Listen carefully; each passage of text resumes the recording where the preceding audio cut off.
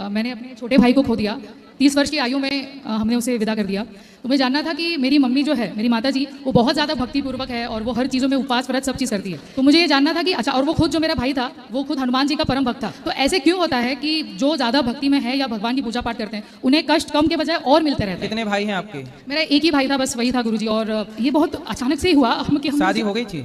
जी, एक साल हुई थी शादी को। पिछले साल उसकी शादी की। हम लोग जिस महीने में उसकी शादी की तैयारी कर रहे थे, इसी साल उसी महीने में हम उसकी 10वीं 12वीं कर रहे थे। देखो, ये संसार जो है, हर व्यक्ति यहाँ अपना कर्म दंड भोगने आता है। आप ये सोचिए कि आपकी माँ के भाग्य में कोई पुत्र था ही नहीं, लेकिन भगवान ने 30 वर्षों के लिए पुत्र दे दिया, पुत्र भी दिया और पुत्र का सुख भी दिया। और जब वो कार्य पूरा हो गया तो बेटा जहाँ से आया वहां चला गया। हर व्यक्ति अपने कर्म भोगने के लिए आता है, कर्म भोग के कर्म दंड भोग के चला जाता है। इसलिए जो बीत गया वो आपकी मर्जी नहीं थी, आपकी माँ की मर्जी नहीं थी, मेरी मर्जी नहीं थी, वो विधि का विधान था। जी गुरुजी। द्रौपदी के 5 बेटों को मार दिया अश्वत्थामा ने। जी। जबकि द्रौपदी तो भगवान की बहन है। जी। लेकिन हौनी और विधि के विधान को कौन टाल सकता है? जिसका टाइम जितना है वो उतना अपना टाइम पूरा करके चला ही जाएगा। इसलिए समझदारी ये है कि हम लोग शोक ना करें। जी। उसकी याद जो जितने दिन था बस उतने दिन का वो हमारा साथी था। जी। अब उसकी याद हमें सताएगी, रुलाएगी, कष्ट देगी। इसलिए याद ना किया जाए। जितनी याद बेटे की, भाई की, अपनों की है, उतनी ही याद यदि भगवान की करें हम सब, तो हम सबकी गति सुधर जाएगी। वो तो कर ही रहा है गुरुजी, बस मुझे अपने माता पिता को देख के थोड़ी तकलीफ अब होती आप है। ये पूछ रहे हैं कि बहुत पूजा करते थे, बहुत पाठ करते थे,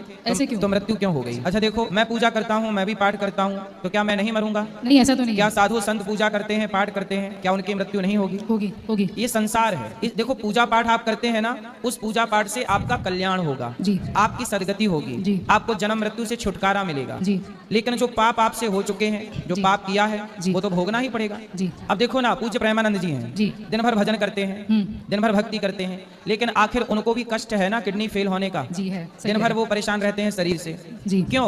उनके भजन का जो पुण्य है, उनके भजन से उनका आगे का जीवन बनेगा, सदगति होगी, मोक्ष होगा उनका। लेकिन जो उनका प्रारब्ध था, वो प्रारब्ध लेके आए थे, तो वो रोग भोगना पड़ रहा है।